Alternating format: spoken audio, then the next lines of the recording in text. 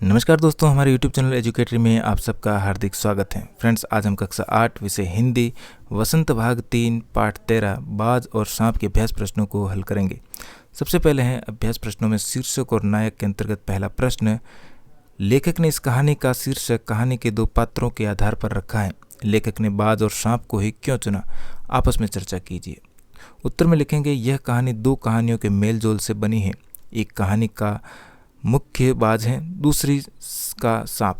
दोनों कहानियाँ एक दूसरे के बिल्कुल अधूरी सी लगती हैं। हाँ, यह कहानी किसी अन्य व्यक्ति द्वारा भी लिखी जा सकती थी।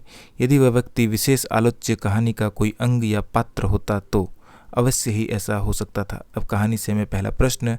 घायल होने के बाद भी बाज ने यह क्यों कहा, मुझे कोई शिकायत नहीं है, विचार प्रकट कीजिए। उत्तर में हम लिखेंगे, घायल होने के बाद भी बाज ने यह इसलिए कहा क्योंकि उसने कहा कि मेरी ज़िंदगी भी खूब रही है। मैंने अपने जीवन में लगभग सभी सुखों को भोग लिया था। ऐसा कोई भी दुख नहीं बचा जिसका सामना उसने न किया हो। दूर दूर तक उड़ाने भरी आकाश की असीम ऊंचाइयों को अपने पंखों से नापा। हाँ, हर उस स्थान और वस्तु को भोगा जो बिल उसके मन ने चाहा। प्रश्न 2। बाज जिंदगी भर आकाश में ही उड़ता रहा, फिर घायल होने के बाद भी वह उड़ना क्यों चाहता था? उत्तर में लिखेंगे, वह ऐसा इसलिए चाहता था क्योंकि वह लाचारी से भरा जीवन नहीं जीना चाहता था। वह हमेशा की तरह खुले वातावरण में बिना किसी रोक टोक स्वेच्छा से उड़ना चाहता था। वह सांप की तरह एक स्थान पर दुबक कर नहीं रहना चाहता था। उसे किस्मत से ज़्यादा कर्म पर भरोसा था। इसीलिए वह कुछ न कुछ करके अपने अंतिम समय में उड़ने का आनंद प्राप्त करना चाहता था। प्रश्न 3। सांप उड़ने की इच्छा को मूर्खतापूर्ण मानता था, फिर उसने उड़ने की कोशिश क्यों की? उत्तर होगा, वह ऐसा इसलिए सोचता था क्योंकि उसे उड़ने और रेंगने के बीच कोई ज़्यादा अंतर नहीं है। अंत में सबके भाग्य में मरना ही है। शरीर मिट्टी का है, मिट्टी में ही मिल जाएगा। बाज की करुण चीख सुनकर सांप सिटपिटा सा गया। एक क्षण के लिए उसके मन में आकाश में उड़ने के प्रति इच्छा पैदा हुई। बाज का आकाश में उड़ने के प्रति वियोग को देखकर उसके दिल के किसी कोने में आकाश में छिपे आनंद को भोगने का लालच पैदा हुआ था। इसी कारण सांप ने उड़ने की कोशिश की। बाज के लिए लहरों ने गीत क्यों गाया था? चौथे प्रश्न का उत्तर हम लिखेंगे, बाज एक साहसी पक्षी था। वह अपने प्राणों को हथेली पर रहकर घूम रहा था। उसके घायल होने के बाद भी उसने हिम्मत नहीं हारी थी। वह किस्मत के सहारे नहीं बल्कि मेहनत करके अपना भाग्य लिखना चाहता था।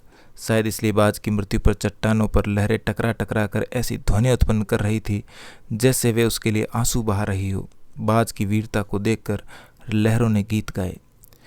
प्रश्न 5। घायल बाज को देखकर सांप खुश क्यों हुआ होगा? उत्तर हम लिखेंगे, सांप इसलिए खुश हुआ क्योंकि अब वह अपनी ज़िंदगी आसानी से जी सकता था। उसे हानि पहुंचाने वाले बाज से अब कोई खतरा नहीं था।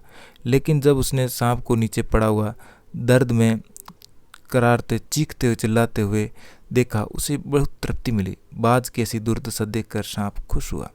कहानी से आगे। प्रश्न 1। कहानी में से वे पंक्तियां चुनकर लिखिए जिनमें स्वतंत्रता की प्रेरणा मिलती हो। उत्तर में लिखेंगे, बाज ने एक गहरी लंबी सांस ली और अपने पंख फैलाकर हवा में कूद पड़ा। हमारे गीत जिंदगी के उन दीवानों के लिए हैं जो मरकर भी मृत्यु से नहीं डरते। कम से कम उस आकाश का स्वाद तो चख लूंगा। बाज में एक नई आशा जाग उठी और अंतिम है, तुमने अपना जीवन बलिदान कर दिया किंतु फिर भी तुम अमर रहो। प्रश्न 2। लहरों का गीत सुनने के बाद सांप ने क्या सोचा होगा? क्या उसने फिर से उड़ने की कोशिश की होगी? अपनी कल्पना से आगे की कहानी पूरी कीजिए। उत्तर में हम लिखेंगे, लहरों का गीत सुनने के बाद ही सांप के मन में बाज के लिए सम्मान और आदर की भावना आई होगी। वह उसकी मृत्यु के त्याग और बलिदान को समझने लगा होगा। वह समझ गया होगा कि प्रकृति ने सभी को अलग गुण प्रदान किए हैं। वह समझ गया होगा कि भगवान ने उसे रेंगने का गुण दिया। वह उड़ नहीं सकता। उसने इस सच्चाई को अपनाया होगा और फिर उड़ने की कोशिश नहीं की होगी। उसको समझ आ गया था कि सबके जीवन के जीने का अलग अलग तरीका होता है। जैसे पक्षियों का आकाश में उड़ना, जानवरों का धरती पर रेंगना। उसने सोचा होगा, सबको अपनी ज़िंदगी को स्वतंत्र रूप से जीने का अधिकार है। सांप ने अपनी गुफा से बाहर निकलकर हर किसी के जीवन को जानने की कोशिश की होगी। प्रश्न नंबर 3। क्या पक्षियों को उड़ते समय सचमुच आनंद का अनुभव होगा या स्वाभाविक कार्य में आनंद का अनुभव होता ही नहीं? विचार प्रकट कीजिए। पक्षियों का आकाश में उड़ना उनके लिए स्वाभाविक कार्य है जिसमें सब आनंद का अनुभव कर सकते हैं और करते भी होंगे।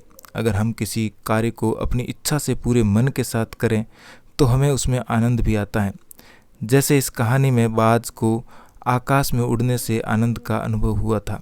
वह बिल्कुल मन से शांति से उड़ता और आनंद प्राप्त करता। इस प्रकार की प्रेरणा किसी भी व्यक्ति, पशु, पक्षी के अंदर हो सकती है। प्रश्न 4, मानव ने भी हमेशा पक्षियों की तरह उड़ने की कोशिश की है। आज मनुष्य उड़ने की इच्छा किन साधनों से पूरी करता है? उत्तर में लिखेंगे, ऐसा भी रहा है कि पहले के समय में से मानव के अंदर उड़ने की इच्छा रही है। वह हमेशा उड़कर बादलों के अंदर का नज़ारा देखना चाहता था। मानव ने उसके लिए प्रयत्न भी बहुत किए और आखिर में सफलता भी प्राप्त की। आज मनुष्य हवाई जहाज, हेलीकॉप्टर, रॉकेट से अपनी उड़ने की इच्छा को पूरी करता है। अनुमान और कल्पना में पहला प्रश्न है, यदि इस कहानी के पात्र बाज और सांप न होकर कोई और होते तब कहानी कैसी होती? अपनी कल्पना से लिखिए। उत्तर में हम लिखेंगे, लेखक इस कहानी के माध्यम से विचारों को दर्शाना चाहता था। लेखक बाज और सांप की जगह किसी और को पात्र रखता और कहानी को आगे बढ़ाते। लेखक कहना चाहते हैं कि जो धरती पर रहते हैं वह ऊपर उड़ने के बारे में, ऊपर उड़ते हुए पक्षियों के बारे में सोचते और पक्षी नीचे रहते हुए जानवरों और इंसानों के बारे में सोचते हैं। भाषा की बात में पहला प्रश्न, कहानी में से अपनी पसंद के 5 मुहावरे चुनकर उनको वाक्यों में प्रयोग कीजिए। उत्तर में हम लिखेंगे सबसे पहला मुहावरा, आँखों से ओझल होना। इसका अर्थ होता है गायब होना। वाक्य में प्रयोग करेंगे, मोहन बिना बताए एकदम से मेरी आँखों से ओझल हो गया। दूसरा मुहावरा, डींगे मारना, मतलब गप मारना। आजकल सीता बहुत ज़्यादा डींगे मारने लग गई हैं।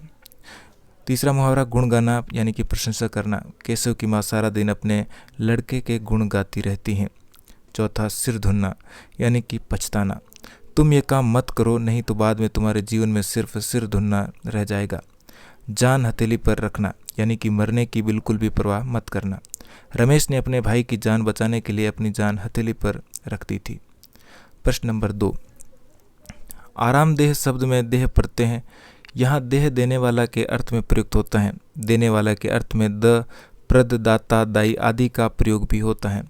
जैसे सुखद, सुखदाता, सुखदाई, सुखप्रद। उपयुक्त समानार्थी प्रत्ययों को लेकर 2 शब्द बनाइए। उत्तर में हम लिखेंगे, सबसे पहले प्रत्यय है द और प्रत्यय युक्त प्रत्यय, इसका इस्तेमाल करके शब्द बनाएंगे सुखद, दुखद। दूसरा है प्रद, इसका उपयोग करके लाभप्रद और शिक्षाप्रद बनाएंगे। दाता प्रत्यय से जीवनदाता और अन्नदाता बनाएंगे। दाई से सुखदाई और दुखदाई बनाएंगे। इसके साथ ही हमारा पाठ यहीं पर समाप्त हुआ। वीडियो अच्छा लगा तो लाइक, शेयर और चैनल पर पहली बार आए तो चैनल को सब्सक्राइब करना बिल्कुल भी न भूलें। मिलते हैं इसी प्रकार के एक और वीडियो में। धन्यवाद।